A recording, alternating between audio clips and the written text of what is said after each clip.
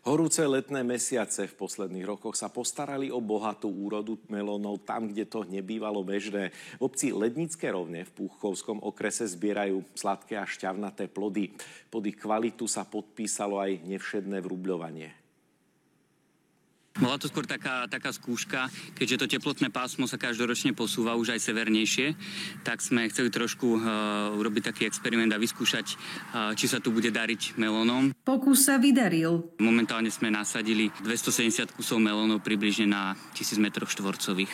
Prekvapila vás tá úroda?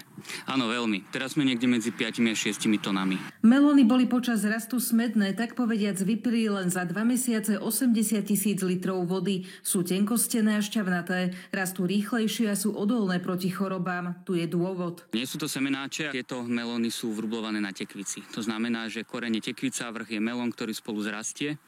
Má to tie výhody, že ten koreň tej tekvice rastie oveľa hlbšie, dokáže si nasať vodu a živiny z väčšej hĺbky. 4 odrody sa líšia nielen chuťou, ale aj farbou. Našli sme tu červené, oranžové, no aj žlté plody. Najsladší by som povedal, že je oranžový a trošku ľutujeme, že sme ho nezasadili viac, väčší počet. Za ním tesne je červená odroda a potom taká pikantnejšia, kyslejšia odroda je táto žltá. Paradoxne idú najviac tie žlté. Aký je ten oranžový? Dobrý. A v čom je iný ako červený? Je sladší. Určite je to super. Teda o tých farebných som nevedela. Veľmi dobrý. Chutí skoro ako ten červený, ale tento oranžový je fakt mega dobrý. Je dobrý.